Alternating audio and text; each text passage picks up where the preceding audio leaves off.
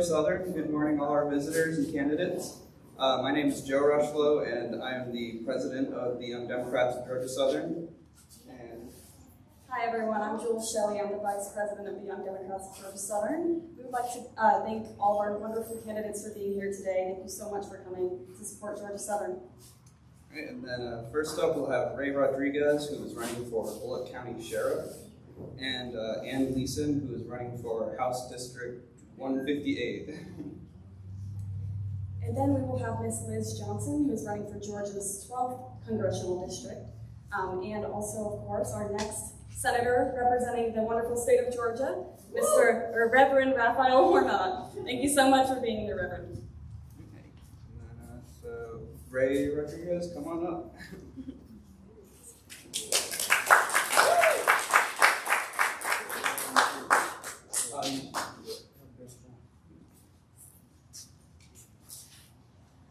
Good morning, everyone, or is it afternoon yet? Almost. Good morning. I want to thank the Young Democrats of Georgia Southern for inviting us here today. I love Georgia Southern and Georgia Southern football. My wife's been a big fan for years. So I'll just try to keep my spiel to a minimum. So my name is Rodriquez. I am a 21-year U.S. Army veteran. I'm currently in the U.S. Army Reserves now as a hazmat technician. I served 14 years as a sergeant on road patrol here in Bulloch County, and I left recently to follow my path to a neighboring county, and I'm still a deputy, I'm still in law enforcement, and I decided to run for sheriff because I think that there was something missing in Bulloch County, and I think what was missing was a community that is really involved with law enforcement, and the law enforcement really involved with the community. The current sheriff has been in there for about 3.5 years, and I think he's kind of lacking in that the involvement with low income and minority groups with law enforcement, especially with the times that we have going on today, is very much needed. We need to build bridges and have people understand that law enforcement needs better training, needs more funding, and we need to be part of the community, not policing the community. And I think some people kind of get those two things separate. Police officers should be part of the community all the time. You should be able to go up to any police officer, whether they're a cop from a municipality or a deputy, and just be able to have a normal conversation because everyone is human. So I really want to thank everyone again for being here and for supporting me. And I'm going to give it my all. And November 3rd is the day. Also, please register to vote prior to October 5th. And early voting starts October 12th. So I'll turn it over to Ms. Ann.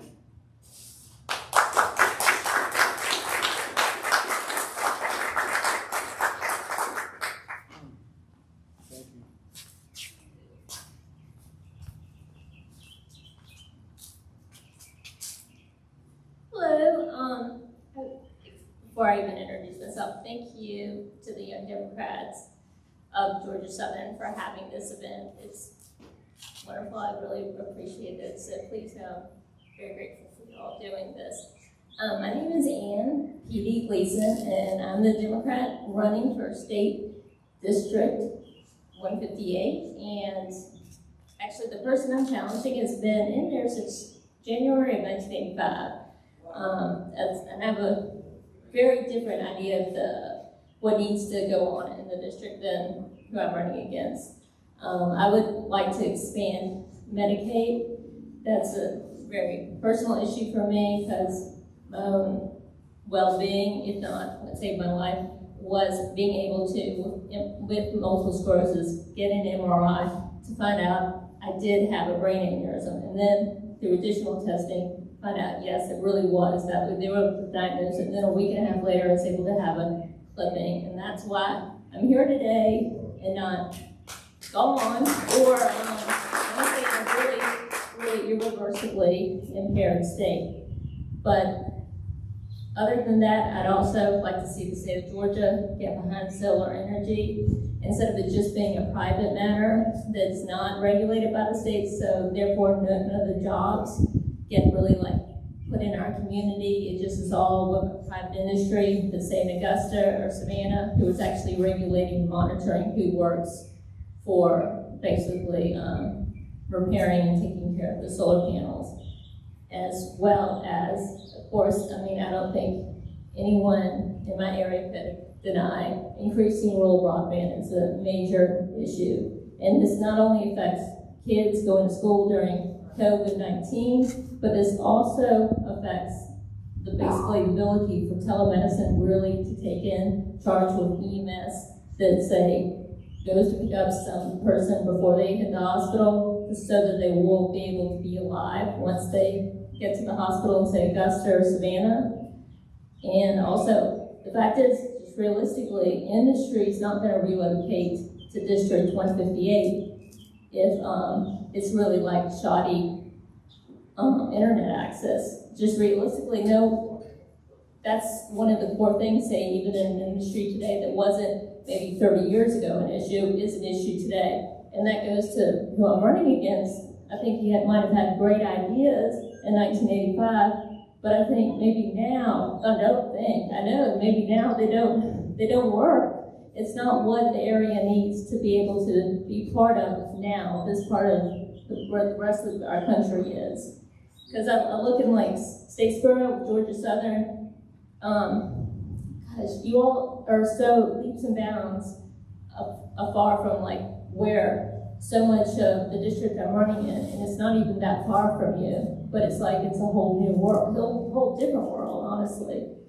And I would really like to see so much focus on to get this area I'm running for basically in the now and not in 2002 or 1998 even, but now, just and to have the things that other people in the United States have, like being able to go to get health care, things, I mean, things like that I think, unfortunately, the person I'm running against sees these as Band-Aid issues that can be dealt with on that level, but it's more than that. There needs to be a change in the State House and then a change in the entire government for Georgia.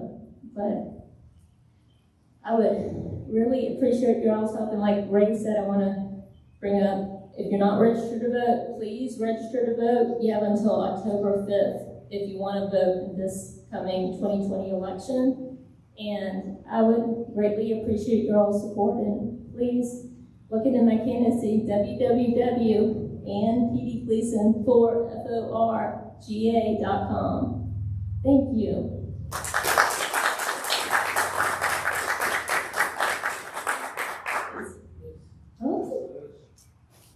Okay.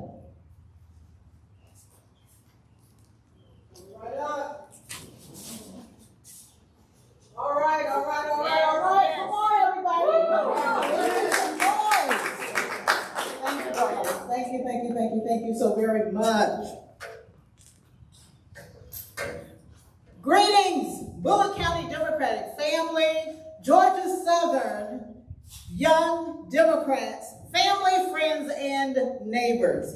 My name is Liz Johnson, and yes, I am ready to serve as U.S. Congress House of Representatives in the 117th Congress from Georgia's 12th District.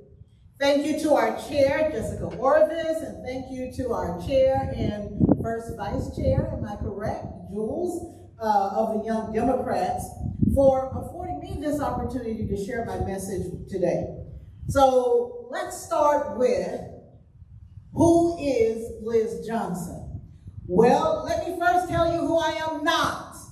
I am not the wealthiest of our nation. Like most of our country, I'm among the other group, you know, like everyone that's in here, you know, the 99% largest group. And like each one of you and those who are preparing to do the same, I've worked hard all of my life. Now let me tell you who I am.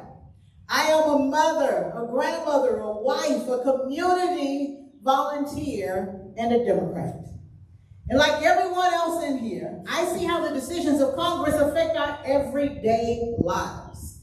These decisions determine whether we can pay the rent or pay the mortgage.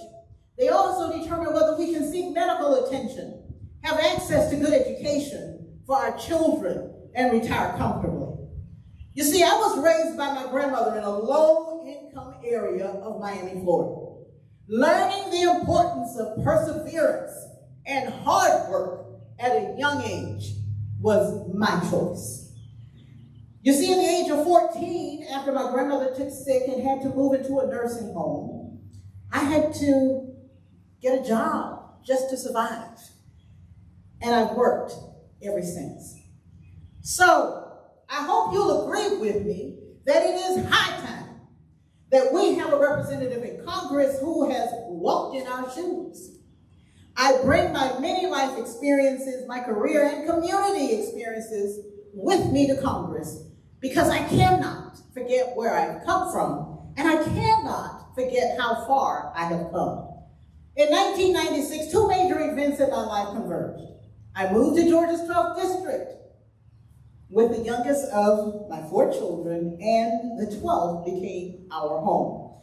And over the years, I dedicated my time and talents to many worthy causes, including previously on the board of the local Habitat for Humanity, the Regional Library Board, and CASA, just to name a few. Politically, just in case you're curious, I have been an active member of the Georgia Democratic Party for over 20 years, serving in numerous county, state, and national roles, including having represented Georgia as a DNC member. In 2004, some of you will remember, I was elected as a Democratic nominee for Georgia Insurance Commissioner, becoming one of few women and even one of fewer Black women of color to win a major party nomination for statewide office. So, I've lived in the district, the 12th district. I've raised a child in the 12th district. I have built a career in the 12th. And through my work with the Democratic Party and volunteering in various community groups, I have an intimate understanding of the people, our neighbors, friends, and family, and colleagues. I know the needs and strengths of this district, and I am ready to serve. Okay, so oftentimes many people ask, well, why are you running? I have a clear-cut answer for that. I am running because I know we can absolutely do better.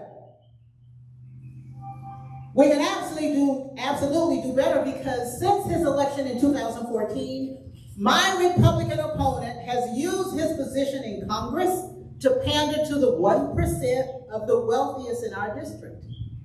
You see, in fact, he's also independently wealthy and has demonstrated time and time again that he is out of touch with our community.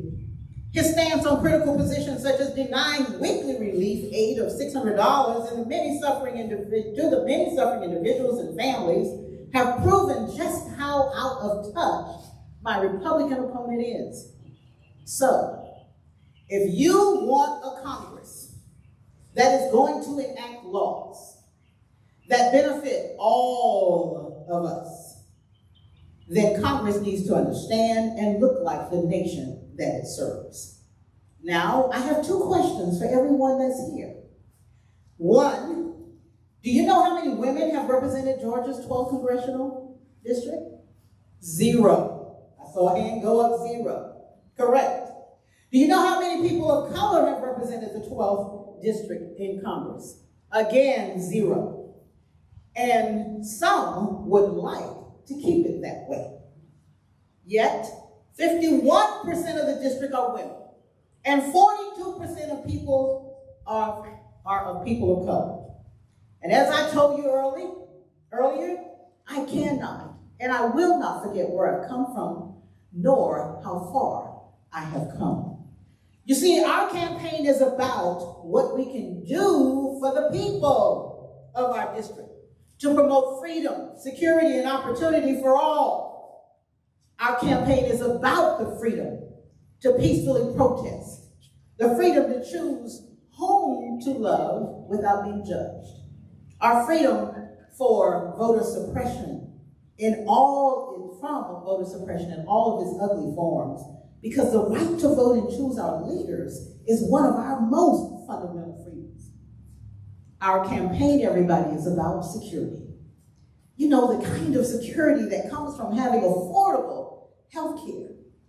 The kind of security that comes from knowing our government will balance the health of its citizens with economic development. The kind of security that comes with living wages, everyone, and the security of a criminal justice system that honors and respects all human life. Our campaign is also, pardon me, about opportunity for every single person. Here's what I want you to now imagine. I want you to imagine the opportunities that come from a quality education that goes beyond test scores. Imagine the opportunities for future business owners with a fair marketplace. Imagine opportunities that come from receiving living wages. Yes, no doubt, we do have challenges in Georgia's 12th district. Challenges like immigration policies that put our farmers at risk and weaken our colleges and universities.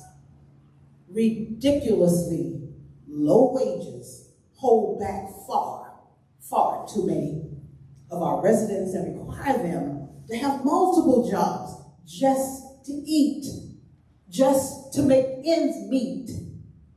And Black Lives Matter is struggling to be heard.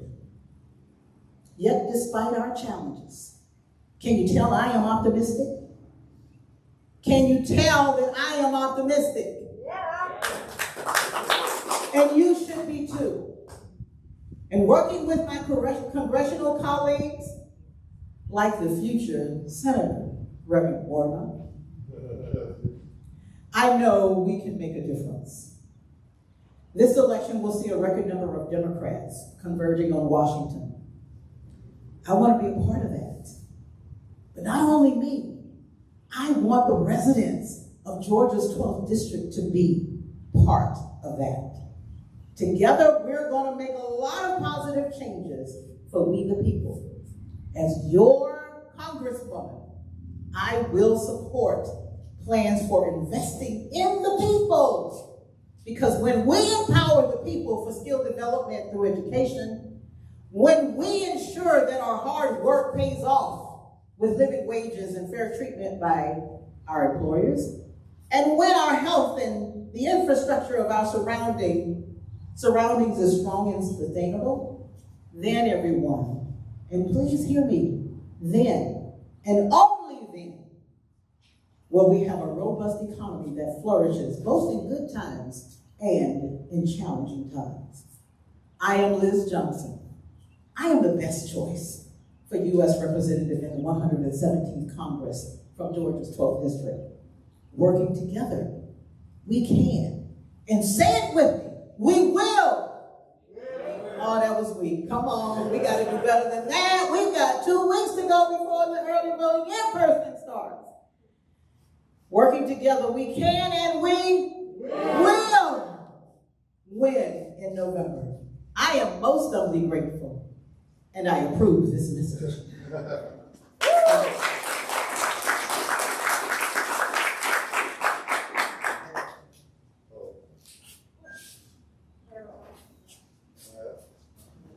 Mayor Jonathan, come on back.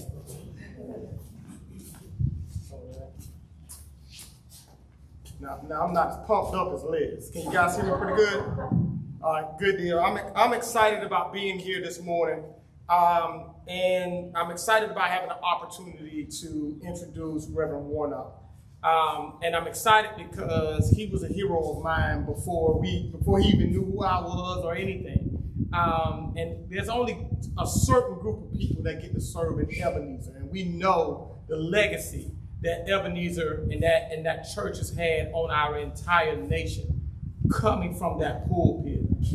But what I want to talk to you about as I introduce him is how powerful is this moment. If there was ever a time in U.S. history where it needed leaders that understood the people at the grassroots level, it is now. And what I'm here to testify to you is that what we believe works. You see it right here in this city every single day. Our progressive beliefs led us to be able to pave and build infrastructure at a rate that has never happened before in this city's history. Our progressive beliefs have made it a mission for us not to just revitalize a stretch of 1 mile within our downtown district, but to begin to look at the revitalization of our entire city. And we are doing this by going through neighborhood to neighborhood and removing dilapidated housing, because what we understand is that an economy that is supported by the many is a blessing for the all. These are progressives' beliefs. And what we understood in our community was 3 simple words. And those 3 simple words were that we were going to put the people over politics. In the midst of a pandemic, this is not the time for politics. Politics has led us to believe the misinformation that the CDC and Johns Hopkins and the World Health Organization are no longer viable sources of information when it comes to public health. The people are not being put over politics. We need leadership that understands that we have to listen to experts and have the courage to surround ourselves with individuals that's smarter than us so that we can get to the best decisions for those that we represent.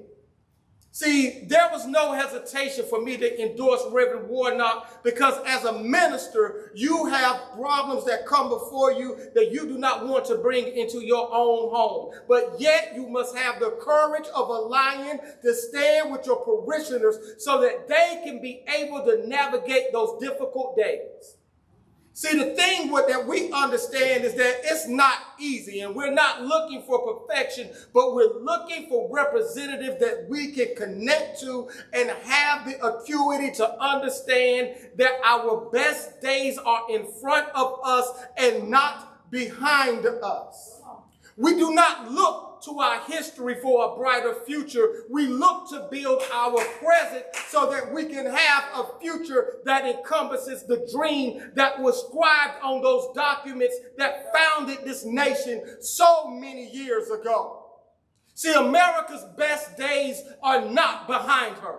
America's best days are in front of her. America's best days are intertwined in the belief that God's genius is about us enjoying the reality that we are all connected.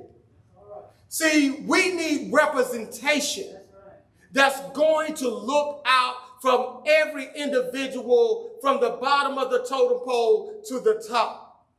See, it's just as important for us to sit down and spend countless hours understanding that those families that's sitting at the dinner table, that's wanting to figure out how do we make ends meet this month, as it is important to help large businesses to continue to grow, to provide jobs. You do not have to get rid of one in order to support the other.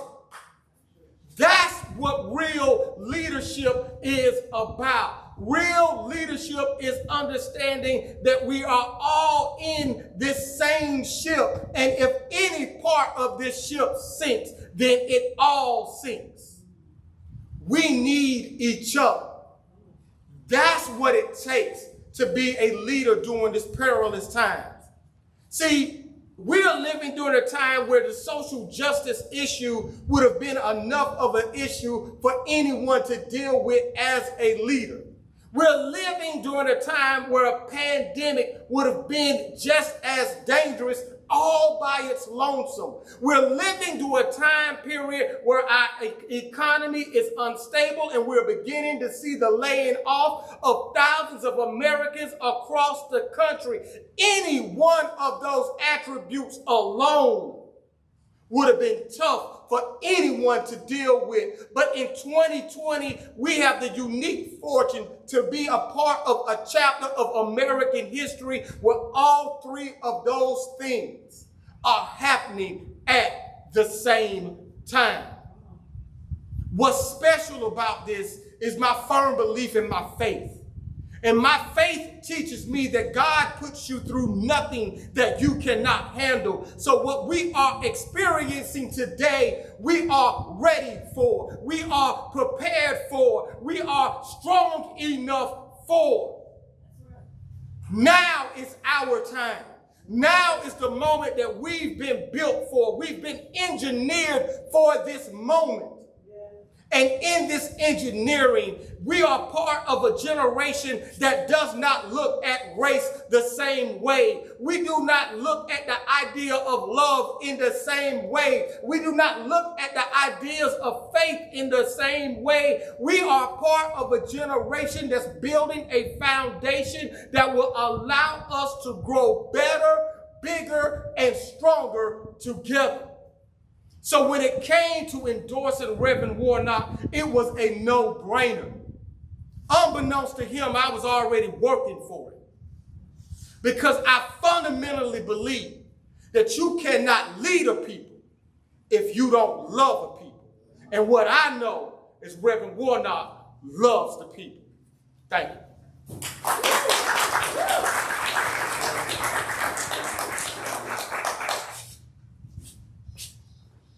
Well, hello, everybody.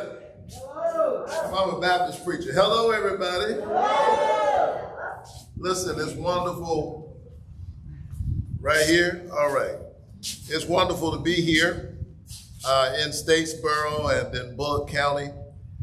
I want to thank your amazing mayor, Mayor Jonathan McCullough. Come on, give him a round of applause. Thank you for your leadership, Mr. Mayor, and for your support and your endorsement. It means a whole lot. And I'm grateful for the work that you are doing here in this area. I'm grateful to our chairwoman, Jessica Orvis. Come on, give her a great big round of applause. Thank you. It's wonderful to be here with the Bulloch County Democrats. And to our leaders, not of tomorrow, but they're leaders right now. Joe and Jules, thank you so very much. Grateful to be here. And to all of the candidates, it's no small thing to offer yourself up for public service.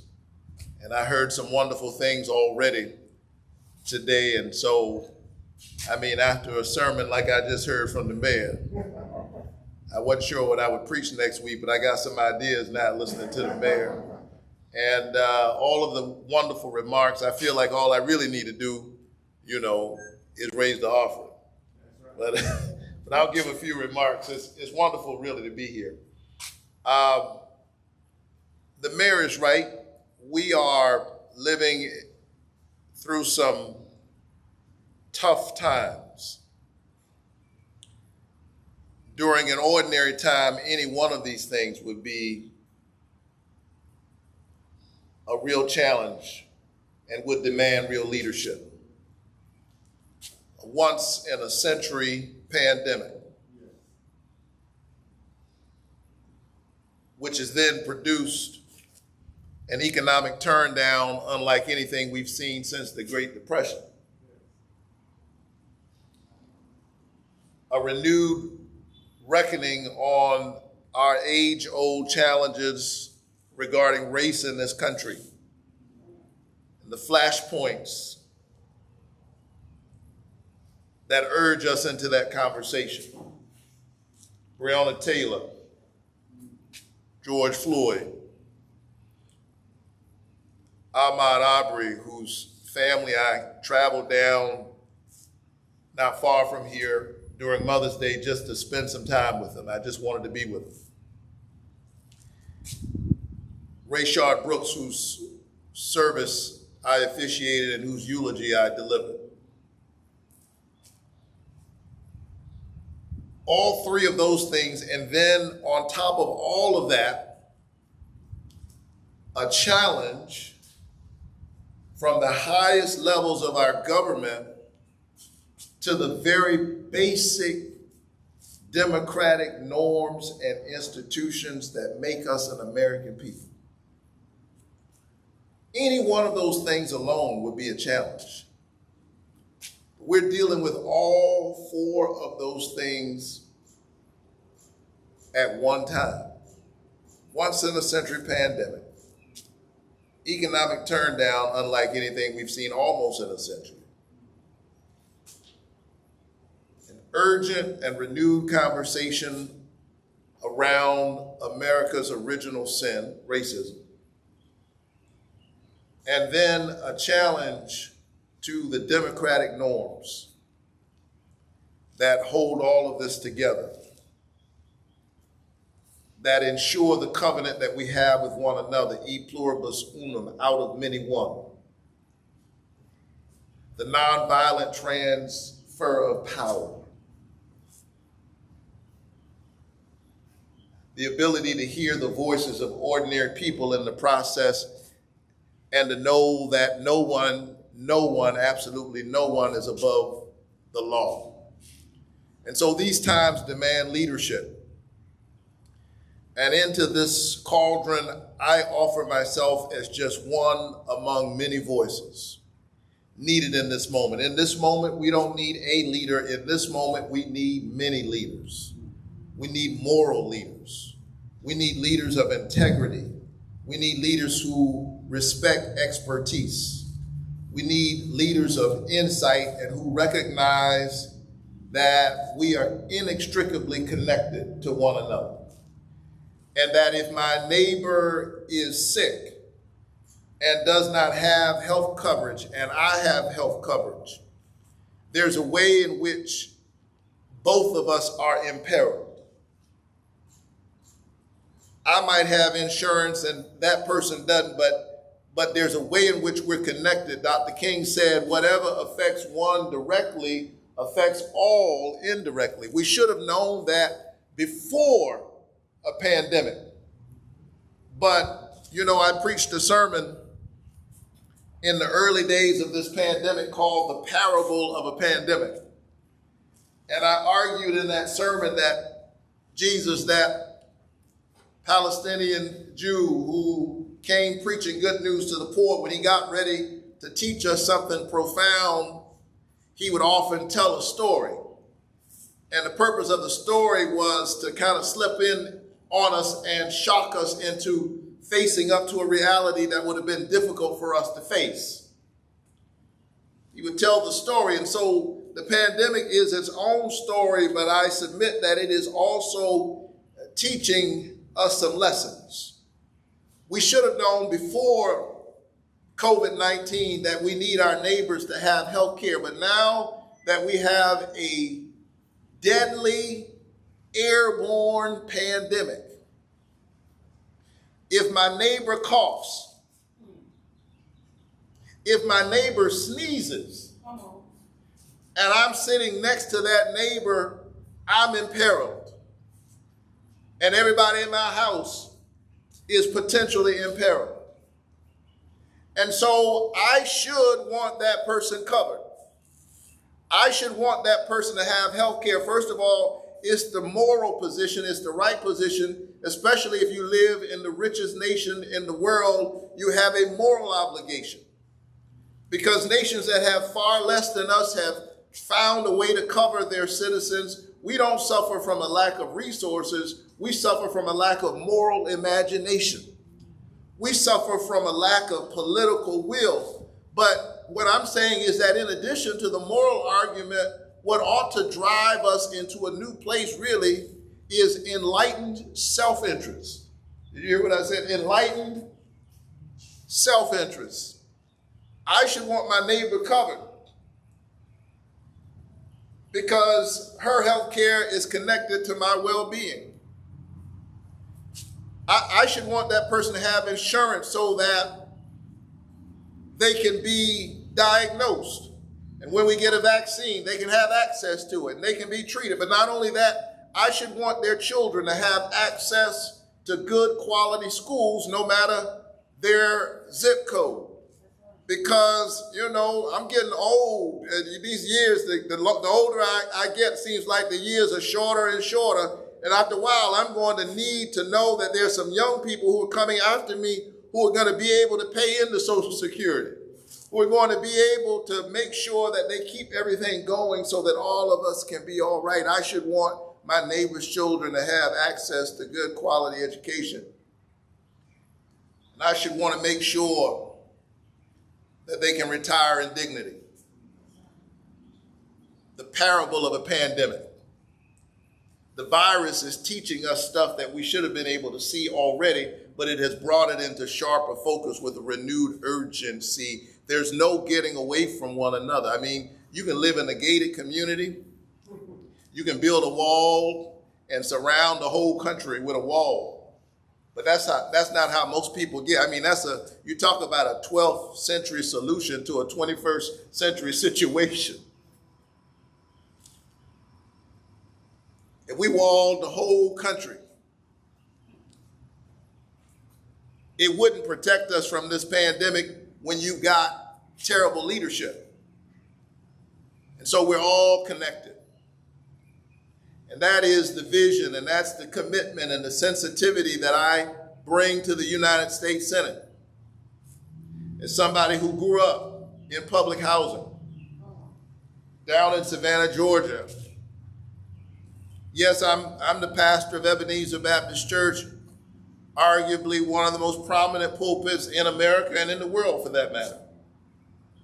But long before I came to King's Pulpit, I was a kid growing up in Caton Homes housing projects.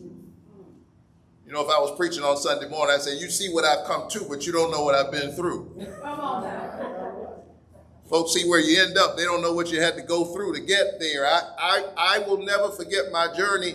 And there's a way in which, even as I officiated the service the other day of a farm boy who shook the foundations of our country in all of the right ways, John Lewis, who himself came from very modest beginnings in Troy, Alabama, and as I hosted 3 American presidents in my pulpit at the same time, and all of the things I've been able to do, there's a way in which, Mayor, deep in my soul, I'm always that kid from Caton Homes housing projects. There's a way in which I can't get away from that, and I don't try, because it keeps me grounded. Some of us, we start believing our own press.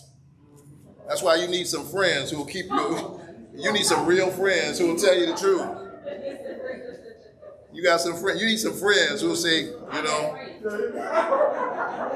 got some real friends.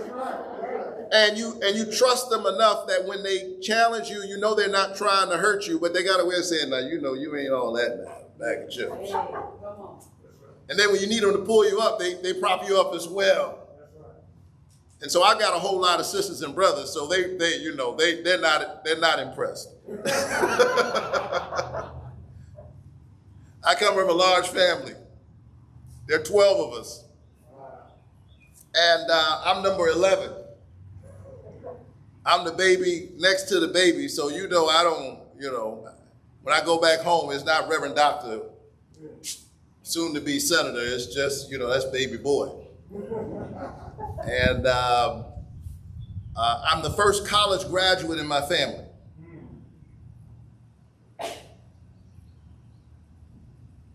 My family was short on money, but long on faith and long on love, and we had a sense of humor. And that'll get you a long way. You can't take yourself too seriously.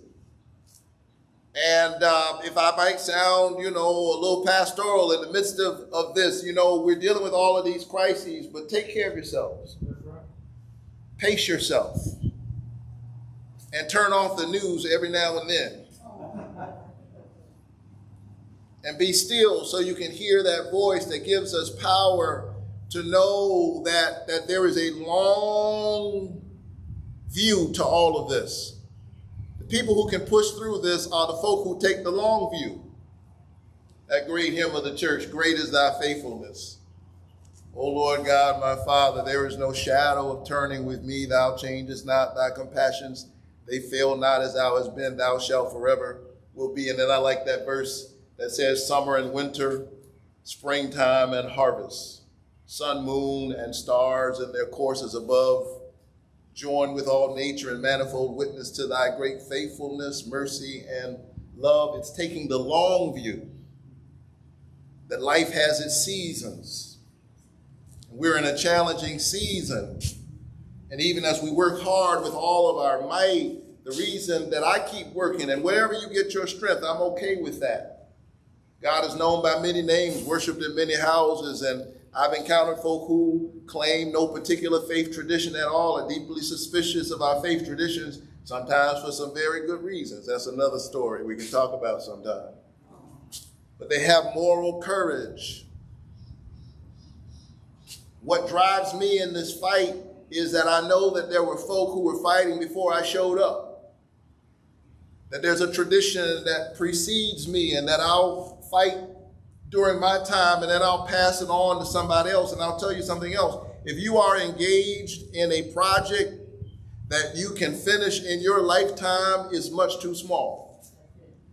All of us should grab hold of an idea that is larger and longer than our lifetime.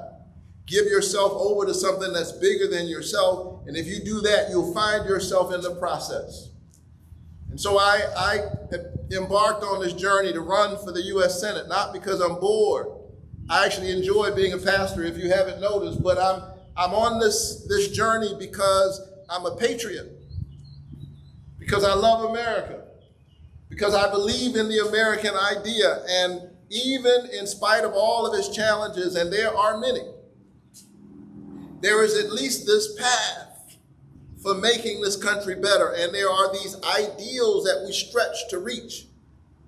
That we are endowed by, created with certain inalienable rights, among them life, liberty, and the pursuit of happiness. We fall way short, but at least there is the process, the democratic process, and that's why we have to preserve it. There's the democratic process that allows every generation to reaffirm its commitment to that idea and to help the generation before it to see things that maybe we didn't see before. And so our European sisters and brothers arrived on these shores and they wrote some amazing words. I quoted Thomas Jefferson, life, liberty, and the pursuit of happiness. He had a great idea. But nowadays, if you go to Washington, D.C., and stood at the Jefferson Monument and thought about his sublime words, and looked across the tidal basin, on the other side of the basin, there's a black man standing there with his arms folded. The only non-president on the mall, his name is Martin Luther King Jr., and he's facing the Jefferson Monument with his arms folded, as if to say to Jefferson, I wonder, did you mean what you said when you said what you said? Let's live into this idealism. Women have had to do the same thing, rose up in the suffrage movement and say to men, did you really mean that all are created equal? And those who are differently abled had to rise up, and the American Disabilities Act, and say that you talk about access, but let me tell you what access really looks like when you're walking in my shoes or unable to walk at all. And members of the LGBTQ plus community have had to stand up and confront us in our bigotry that is often driven by ancient old faith traditions that are life-giving but are not themselves above critique and analysis, and say, let me tell you what this looks like looking at life through my eyes and living in the body that I live in. And what I've tried to do is to be open to the many voices, because that's what this democratic experiment is all about. And it's only when we can hear everybody that we get closer to the goal. We get closer to the journey. And so I grew up in public housing. I saw my daddy work hard every day. And I saw that he just wanted the best for his children. And so that's why I've been standing up with labor and standing up with workers, because there's a dignity in work. I've been fighting for healthcare reform for years because I believe that healthcare is a human right, and it is something certainly the richest nation in the world can and ought to provide to all of its citizens.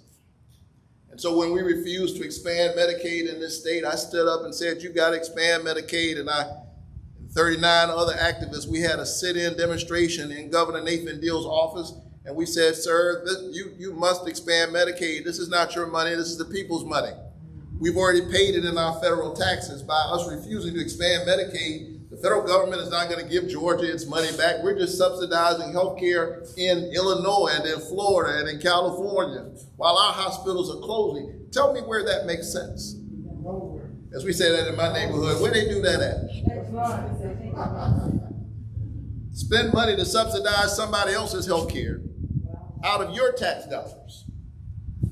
While 7 rural hospitals in our state have closed and 2 more have announced that they're going to close. And all we had to do was check the box and say, yes, you can expand Medicaid in Georgia. And the federal government for the first 3 years would have paid 100%.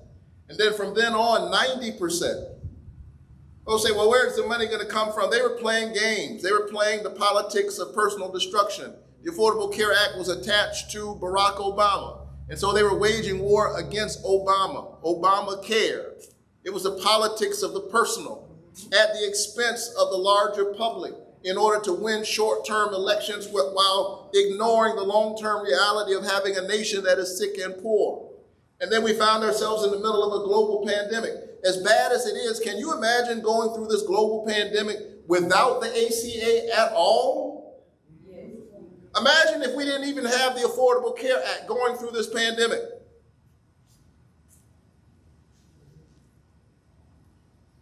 We need Medicaid to be expanded, whether you need Medicaid at all.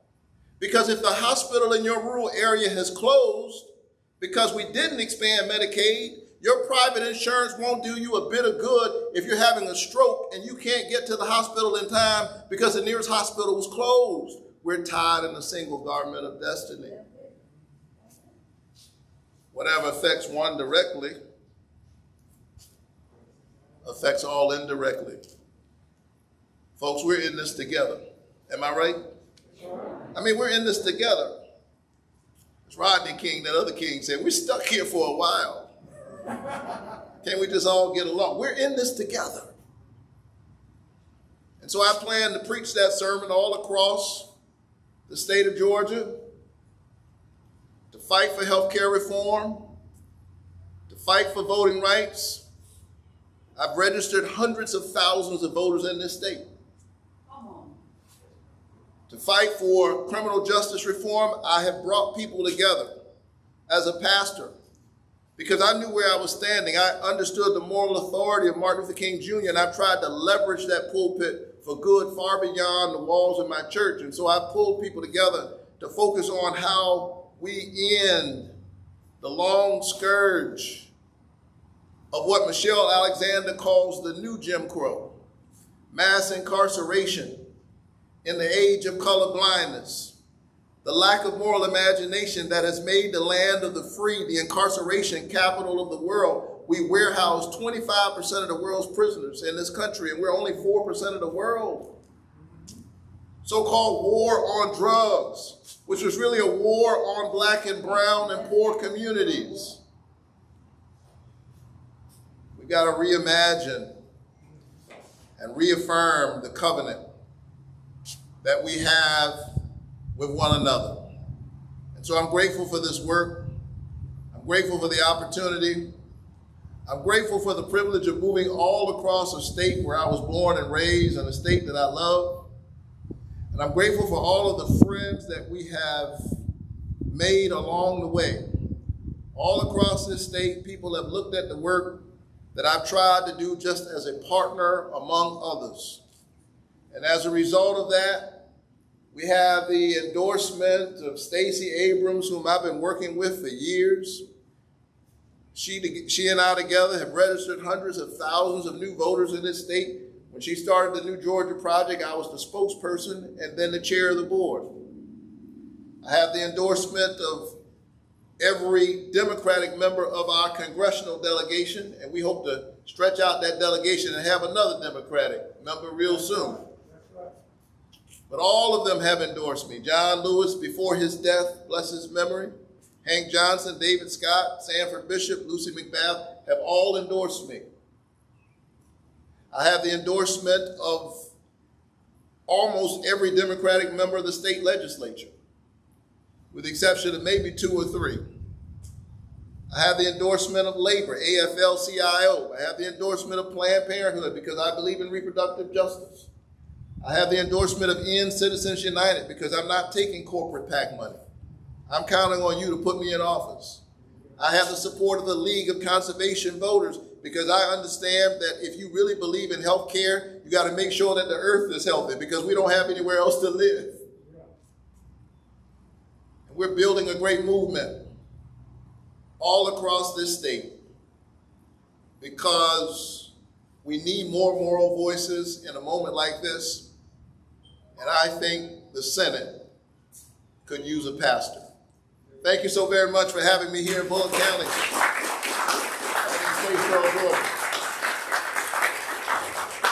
God bless you. Thank you so much for that really inspirational message. And what a privilege to hear it. What a privilege to hear from the candidates. What a privilege to be in this moment in space and time. And what a time it is. As many have said, what a time it is. We vacillate between optimism and pessimism, and there's a freak out of the week or of the day. But I encourage all of you to stay focused. Don't get distracted. The distraction is part of the goal here, and we don't want to let that get in our way. So we all have a key role to play. Our candidates have an obvious key role to play. Our mayor has an obvious key role to play, but we have key roles to play too. We take these signs, we put them in our yard, we take an extra, we put them in the neighbors. Then we ask our neighbor, do you have a plan to vote? What is your plan to vote? How's that going to work? And make sure that they have a plan to have their vote counted and get their vote in early as possible. And then you volunteer for these campaigns. We need an army of people making sure that our friends and neighbors are ready to vote. So this is our role. We can do this. We've got this. We stay focused. Special thank you to the Young Dems. Y'all are the secret sauce that makes Bulloch County Democratic politics work here. We are grateful for you. Thank you all for coming. Have a wonderful day.